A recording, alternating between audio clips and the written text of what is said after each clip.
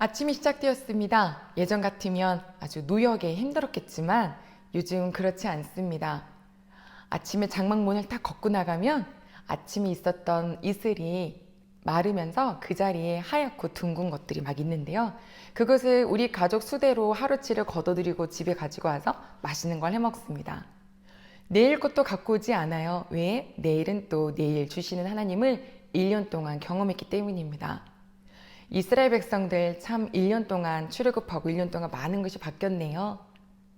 이렇게 둘러보니까 이스라엘 모든 12지파들이 동서남북 바로 세 지파씩 아주 질서 있게 천막을 치고 있고요.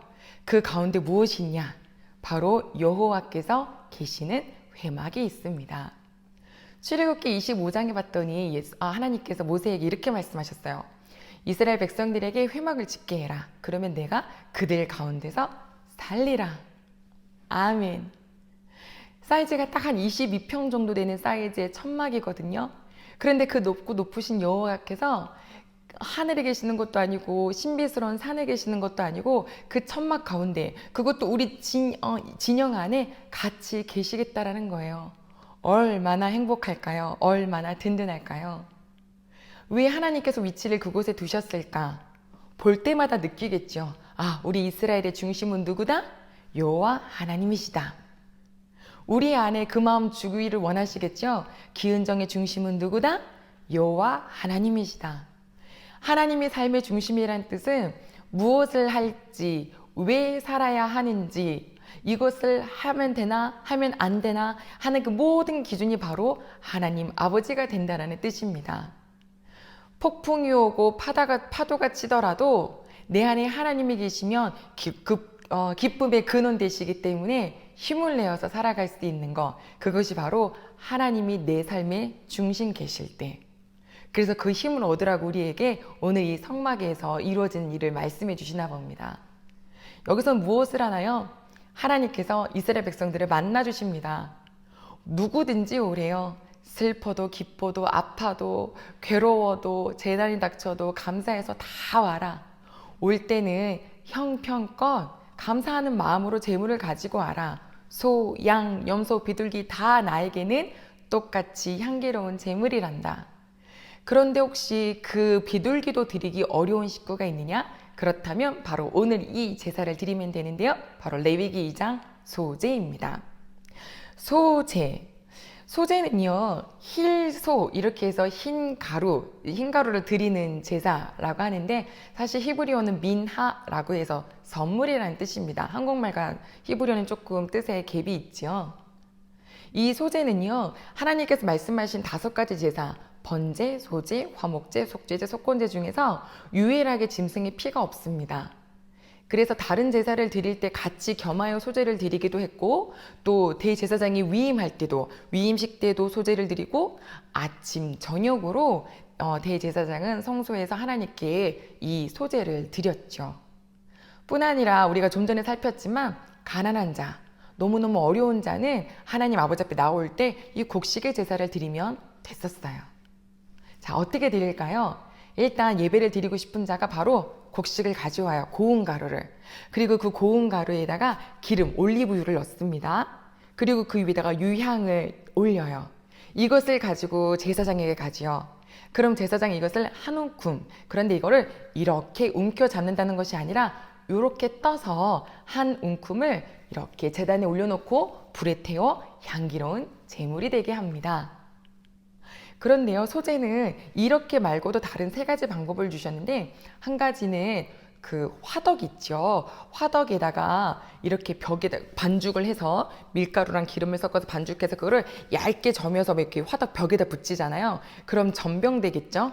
얇으면 무교 전병, 조금 두툼하게 빵이 되면 무교병 될 겁니다. 네, 이렇게 해서 드려도 되고, 혹은 철판에 구워서 드린 것도 하나님께 드릴 수 있었고요. 남비를 사용해서도 드릴 수 있었는데, 이 3가지 방법의 공통점은 무엇이냐면 바로 유향을 넣지 않는다라는 거예요. 하나님께서는 유향을 넣지 않아도 그 제사 똑같이 향기로운 냄새다라고 말씀하셨는데, 사실 그 향이 좀 비싸다고 합니다. 그러니 그것도 귀에서 드릴 수 없는 자까지 하나님께서는 보살피신 거예요.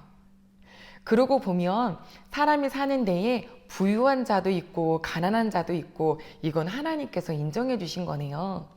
그러나 어떤 자든 상관없이 하나님께는 다 나올 수 있도록 그 사랑의 은혜를 베풀어 주신 거죠. 그런데 오늘 이 소재에서 보았을 때 하나님께서 두 가지를 굉장히 특징적인 거 주셨는데 절대 넣으면 안 되는 것과 꼭 넣어야 하는 것을 알려주셨습니다. 오늘 이것을 좀 살펴볼 건데요. 첫 번째, 절대 넣으면 안 되는 거 바로 누룩입니다. 제가 2장 11절 읽어드릴게요. 너희가 여호와께 드리는 모든 소주물에는 누룩을 넣지 말지니. 아멘. 여호와께 드리는 소제물에는 누룩을 넣으면 안 된다. 효모.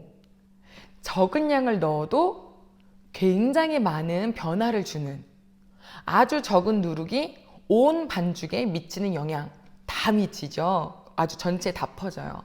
그래서 이 누룩을 가지고 좋은 의미로 사용할 때는 성경에 복음이 누룩처럼 퍼져나간다 라는 말씀도 있지만 사실 좋지 않은 의미, 즉 죄가 누룩처럼 퍼져나갈다 라고 할 때 더 많이 쓰였어요. 고린도 교회에 봤더니 음행이 너무너무 악한 거예요. 그래서 바울 선생이 편지 쓸 때 그랬죠. 적은 누룩이 온 덩어리에 영향을 끼치는 걸 모르냐? 그러니까 교회 안에 작은 것이 크게 번진다 이 말이죠. 묵은 누룩을 제하고 악에 가득한 누룩을 제하고 순전함과 진실함으로 해라 라고 권면합니다. 뿐 아니라 이 누룩은요 발효가 되면서 이렇게 본래의 모습이 바뀌잖아요. 그래서 변질, 그리고 부패 이거를 상징하기도 하고요.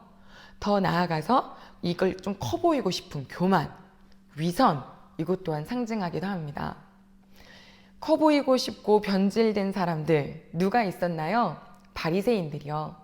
누가복음 12장 말씀을 봤더니 예수님께서 큰 무리가 모여드는데 제자들에게 이렇게 말씀하셨어요.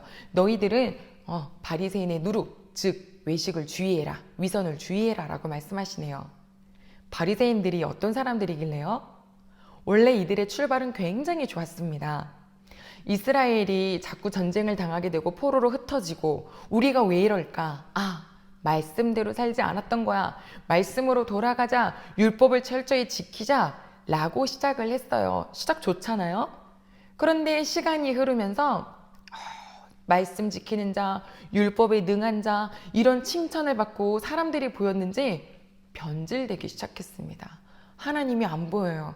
사람들이 보이기 시작한 거예요. 그래서 예수님 하시는 말씀, 너희들의 잔과 대저, 겉은 굉장히 깨끗한데 행동이 깨끗하니까요. 그런데 속은 탐욕, 악도 가득하다 이러시는 거예요. 겉과 속이 달라. 겉은 화려한데 속은 부실부실해. 안과 밖이 달라. 안은 아무것도 없으면서 형식은 요란해. 안은 없는데 바깥은 요란하니까 이것을 간극을 채우려면 어떻게 해야 돼요?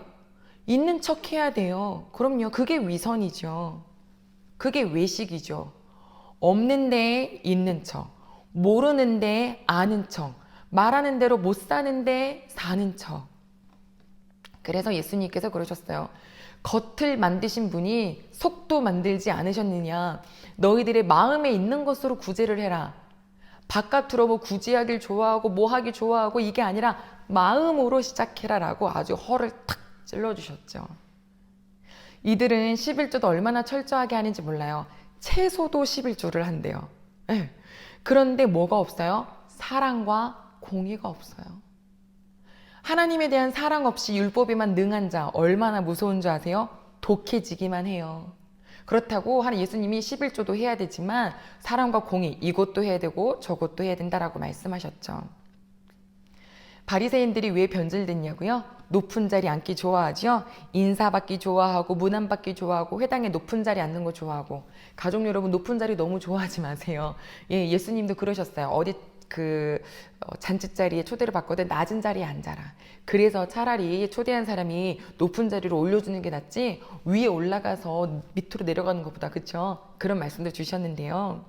겉과 속이 같아져야 될 텐데 이 높은 위치에 있으면서 그렇지 못하다라는 거죠. 누가 주로 많이 이런 위험이 있을까요? 가르치는 사람, 말을 많이 해야 하는 사람, 굉장히 위험합니다. 목사가 제일 위험하죠. 목사님들은 말씀을 전하지만 이 말씀을 전달하는 도구일 뿐이지 이렇게 살지 못해요. 아니, 이렇게 살려고 애를 쓰지만 아무리 애를 써도 겉과 속이 똑같지 못해요. 다 드러낼 수 없어요. 그래서 교회 오시면 절대 목사님 보시면 안 돼요. 내가 누구누구 목사님 좋아서 가지. 큰일 나요. 하나님 보셔야 합니다. 가족 여러분, 그렇게 위선이 가득한 바리새인들이 사람을 가르치니까요, 그 가르침 받은 사람들도 위선자를 만든대요. 겉과 속이, 안과 밖이 다른 사람이 과연 바리새인들 뿐일까요? 신앙생활을 조금 오래 했다 하면 대부분 이 말씀에 걸려들 수가 있어요.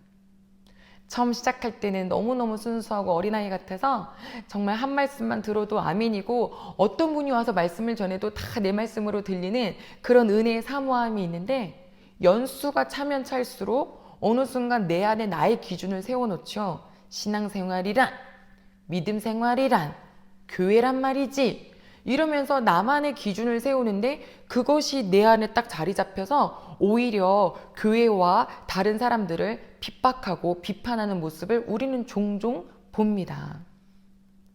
변질되는데 공의도 없고 사랑도 없는데, 예, 열심히 있다? 이거 제일 무서워요. 제일 무서워요. 그런 사람들이 주로 사람들이 찌르잖아요. 이런 얘기 들어본 적 있으세요? 교회가 너무 세요. 전 좀 들었어요. 교회가 너무 세대요. 특히 사람들이 교회를 오래 다니면 세지고, 또 직책이 높아질수록 세지고 거칠어진대요. 이길 수가 없대요. 하나님이 너무 싫어하시겠죠. 우리는 예수님 닮아야 돼요. 근데 사실 예수님은 가장 세신 분이에요. 가장 세기 때문에 가장 온유하셨어요. 이해가 되시나요? 뭐가 없어서 조금 틱틱하고 있는 척하고 위선하는 거지, 사실 완전 가지고 있으면요 그럴 필요도 없어요. 우리 예수님 너무나 온유하셨던 이유는 바로 가장 센 분이시기 때문이에요. 예수님의 가장 센 모습을 우리가 그대로 담기를 소망합니다. 예수님이 바리새인들 보면서 이렇게도 말씀하셨잖아요. 니네 평토장한 무덤 같아. 평토장한 무덤이 바로 뭐냐면, 그 예루살렘에 들어가기 전에 이쪽 근처 땅에 무덤이 많은데요, 그 땅에 묻는 무덤도 있어요. 이스라엘에 이렇게 봉긋하게 올라오지 않고 평평하게 땅을 해놓기 때문에 그냥 일반 길인지 무덤인지 구별이 안 될 수 있거든요. 옷깃이라도 무덤에 스치면 부정한 사람이 되어서 7일 동안 제사도 드리지 못해요. 그러니까 이거를 땅과 무덤을 구별하기 위해서 회칠을 해놨대요. 회칠한 무덤. 그래서 나온 거예요. 그러니 그것이 햇볕을 받으면 얼마나 반짝반짝 거리겠어요? 밖에서 봤을 때는 아주 깨끗하고 근사해 보이지만 속엔 뭐예요? 시체, 썩는 내, 뼈다귀, 그거 가득하다라는 거예요. 우리 보고 그렇대요. 겉과 속이 달라서. 어제도 신문에 나오던데요. 시흥 땅에 개발해야겠다, 좋은 땅이다라고 해서 평평한 좋은 땅 이렇게 포크레인 한번 해봤더니 그 안에 쓰레기 잔뜩 나와서 지금 아주 긴장을 하더라고요. 우리 귀한 가족 여러분, 신앙인에게 있어서 가장 나쁜 것 중에 하나가 바로 뭐냐면 모드예요. 이 모드가 뭐냐면 무슨 모드. 이게 상황과 있는 곳에 따라서 분위기가 바뀌는 거예요. 교회 안에서의 모습, 학교에서의 모습, 집에서의 모습, 직장에서의 모습, 공동체에서의 모습 다 달라지는 거죠. 카멜레온이에요? 다중인격이에요? 하나님이 너무 싫어하세요. 각자 상황에서, 각각의 상황에서 다른 삶을 사는 거 위선이고 외식입니다. 겉은 반질반질한데 속은 시커매면 하나님이 어느 곳에 있든지 아버지, 저 아버지 말씀대로 되게 도와주세요. 아버지, 제발 저에게 허풍 좀 가라앉혀 주시고 저에게 이런 누룩 같은 모습 좀 변질되지 않게 해주시고, 하나님 앞에까지 나와서 막 뭘가 보태려고 하고 과장하려고 하고 그러지 않겠습니다. 누구를 만나든지, 하나님을 만나든지 사람을 만나든지 부드럽고 있는 그대로 아버지 그렇게 볼 수 있게 도와주시옵소서. 부패, 위선, 외식 다 제하여 주시옵소서. 그렇게 누룩을 우리의 삶에서 제하는 우리 가족들 되기를 소망합니다. 자, 그렇다면 하나님께서 꼭 넣어라 하신 것이 바로 무엇일까요? 2장 13절입니다. 내 모든 소재물에 소금을 쳐라. 내 하나님의 언약의 소금을 내 소재에 빼지 못할지니 내 모든 예물에 소금을 드릴지니라. 소금, 소금, 소금. 한 절에 3번이나 나왔어요. 소금은 이 누룩과 완전 정반대의 의미를 가지고 있죠. 상하지 않게 합니다. 변질되지 않게, 부패하지 않게 하는 것이 바로 소금이에요. 이때 당시 굉장히 소금이 화폐처럼 굉장히 귀하게 여겨졌죠. 왕 앞에서 소금을 먹으면 신하들이 내가 당신께 영원히 충성하겠습니다 라는 뜻이었고, 사람들과 약속을 할 때 소금을 먹으면 이것은 영원히 변치 않는 약속입니다 라고 하는 풍습도 있었다고 합니다. 예수님도 말씀하셨어요. 소금은 좋은 거다. 그런데 그 소금이 맛을 잃으면 무엇으로 짜게 하겠냐. 너희들은 너희 속에 소금을 들고 서로 화목해라. 아멘. 골로새서 말씀. 너희의 말을 항상 은혜 가운데 소금으로 맛을 내는 것처럼 해라. 그렇다면 각 사람에게 마땅히 대답할 말을 알게 하리라. 아멘. 우리 보고 저희 보고 소금의 삶을 살아라. 소금의 삶을 라고 하시는데 그것은 다 사람들 사이에서 사는 방법을 말씀해 주시더라고요. 너희는 세상의 소금이니 어디 딴 데 뭐 이상한 데 가서 숨어 사는 것이 아니라 세상 속에 스며들어 살아라. 가족 여러분, 소금이 맛을 내려면 녹아져야 되죠. 뭉쳐 있어서는 안 돼요. 그래서 누가 그러시더라고요. 자, 이제 예배 드렸으면 빨리 다 흩어지라고. 네, 세상으로 흩어지라고. 거기에서 뭐 하라고요? 소금 역할 하라고. 아멘. 자, 그래서 흩어지면서 뭉쳐있지 않고 스며들어야 되는데, 내가 스며들려면 어떻게 해야 될까요? 그럼요, 제가 죽어야 돼요. 사람들 가운데 내가 이익 보려고, 내가 대세지려고, 내가 칭찬받으려고 굳게 서 있는 것이 아니라 내가 죽어지는 삶을 사는 거예요. 직장에서, 집에서, 학교에서, 어디에서든지. 이러한 자의 삶이 바로 예배자의 삶이겠죠. 예배를 드렸다면 그것을 그대로 사는 삶이 시작되어야 됩니다. 그것이 바로 아벨의 삶이겠죠. 인류 최초의 예배, 게다가 인류 최초의 소재, 네, 가인이 드렸습니다. 그런데 하나님께서 가인과 그의 예물은 받지 않으셨다라고 했죠. 아주 예전에는 하나님께 피를 드려야 되는데 피를 안 드려서 그랬어 라고 했지만 아니에요. 히브리서 11장 말씀 봤더니 아벨은 믿음으로 가인보다 더 나은 제사를 드렸다. 그래서 의롭다함을 받았다라고 했어요. 그럼 반대로 뭔가요? 가인은 믿음으로 드리지 않았다는 거예요. 가인은 믿음의 삶을 드리지 않았다는 거예요. 우리 하나님이 우리의 고기를 좋아하세요? 빵 좋아하세요? 그거보다 내 마음이요. 지금 우리가 배워가고 있는 이 제사는 예수님께서 이제 폐하여 주셨고 우리는 신령과 진정으로 예배를 드리게 해주셨어요. 신령과 진정은 마음이잖아요. 이 마음은 어디로서 당연히 드러날 수밖에 없어요. 삶에서도요. 소금의 역할하면서 사는 거 십계명에서 다 알려주셨죠? 도둑질하지 말고, 간음하지 말고, 살인하지 말고, 거짓 증언하지 말고, 탐내지 말고, 내 부모님 공경하고, 매일매일을 무슨 날처럼? 안식일처럼. 아멘. 창세기 때 하나님께서 지금은 바뀌셨나요? 믿음의 삶을 살지 않았던 가인과 그의 예물은 받지 않으셨던 하나님이 지금은 달라지셨을까요?